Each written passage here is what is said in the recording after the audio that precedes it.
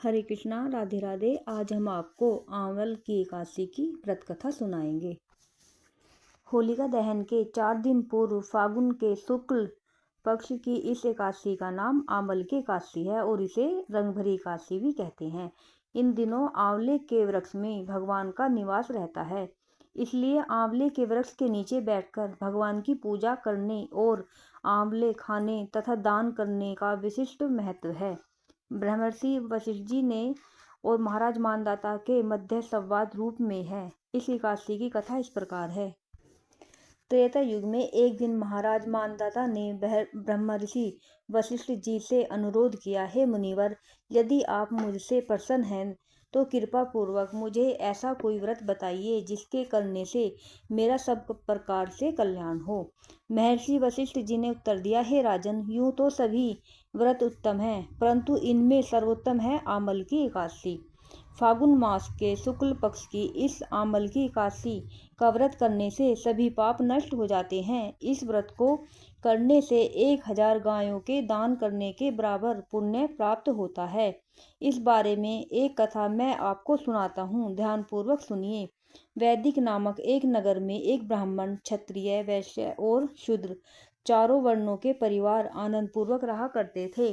वहां पर सदैव वेद ध्वनि गूंजा करती थी। पापी, दुराचारी तथा नास्तिक कोई नहीं था। उस नगर में चैत्ररथ नाम का चंद्रवंशी राजा राज्य करता था। सभी नगरवासी भगवान विष्णु के परम भक्त थे और सभी नियम पूर्वक एकादशियों का व्रत किया करते थे।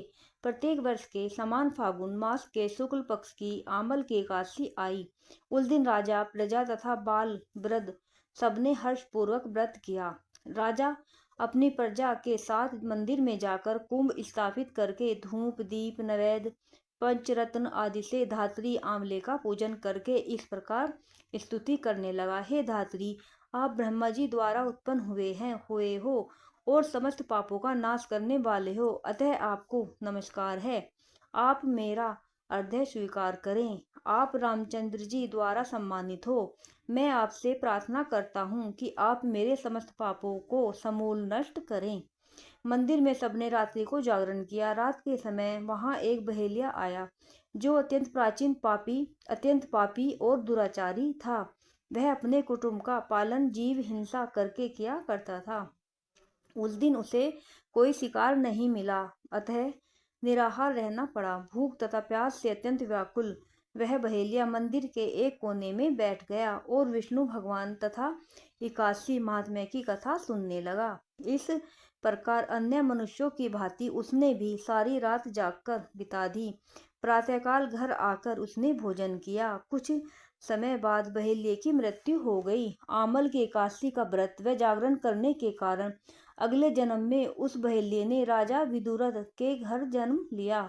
उसका नाम वसुरथ रखा गया। युवा होने पर वह चतुरंगिनी सेना तथा धन धान्य से युक्त होकर 10,000 ग्रामों का पालन करने लगा। वह तेज में सूर्य के समान, कांति में चंद्रमा के समान, वीरता में भगवान विष्णु के समान और क्षमा में पृथ्वी के समान था। वह अत्यंत धार्मिक, सत्यवादी, कर्मवीर एवं विष्णु भक्त राजा बना। प्रजा का समान भाव से पालन, यज्ञ करना तथा दान देना उसका नित्य का कर्तव्य था। एक दिन राजा वसुरथ शिकार खेलने के लिए वन गया। देव योग से वह मार्ग भूल गया और रात्रि हो जाने पर उसी वन में एक वृक्ष के नीचे सो गया। थोड़ी देर बाद पहाड़ी मलेच्छ वहां आए और राजा को अकेला देखकर मारो मारो की आवाज लगाते हुए वसुरथ की ओर दौड़े। वे मलेच्छ कहने लगे कि इसी दुष्ट राजन ने हमारे माता पिता, पुत्र पौत्र आदि अनेक संबंधियों को मारा है तथा देश से निकाल दिया है, अतः इसको अवश्य मारना चाहिए। ऐसा कहकर वे मलेच्छ अस्त्रों का प्रहार करने लगे। अनेक अस्त्र शस्त्र राजा के शरीर पर गिरते ही नष्ट हो जाते और उनका वार पुष्पों के समान प्रतीत होता था। अब उन मलेच्छों के अस्त्र शस्त्र उल्टा उन्हीं पर प्रहार करने लगे, जिससे वे घायल होने लगे। इसी प्रकार राजा को भी मूर्छा आ गई। उस समय राजा के शरीर से एक दिव्य स्त्री उत्पन्न हुई। वह स्त्री अत्यंत सुंदर वस्त्रों तथा आभूषणों से अलंकृत थी, मगर उसकी भ्रुकुटी टेढ़ी थी और आंखों से लाल लाल अग्नि निकल रही थी। वह स्त्री मलेच्छों को मारने दौड़ी और थोड़ी ही देर में उसने सभी मलेच्छों को काल के गाल में पहुंचा दिया। जब राजा सोकर उठा तो इन मलेच्छों को मरा हुआ देखकर सोचने लगा कि इन शत्रुओं को किसने मारा है। वह ऐसा विचार कर ही रहा था, तभी आकाशवाणी हुई, हे राजा, इस संसार में विष्णु भगवान के अतिरिक्त कौन तेरी सहायता कर सकता है। इस आकाशवाणी को सुनकर राजा अपने नगर को चला आया और सुखपूर्वक राज्य करने लगा। महर्षि वशिष्ठ जी आगे बोले, हे राजन, यह आंवल की एकादशी के व्रत का प्रभाव था। जो मनुष्य इस आंवल की एकादशी का व्रत करते हैं वे सभी कार्यों में सफल होकर अंत में विष्णुलोक को प्राप्त होते हैं।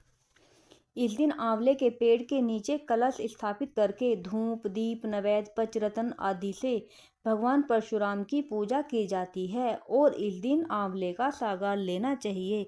बोलो एकादशी मैया की जय। राधे राधे।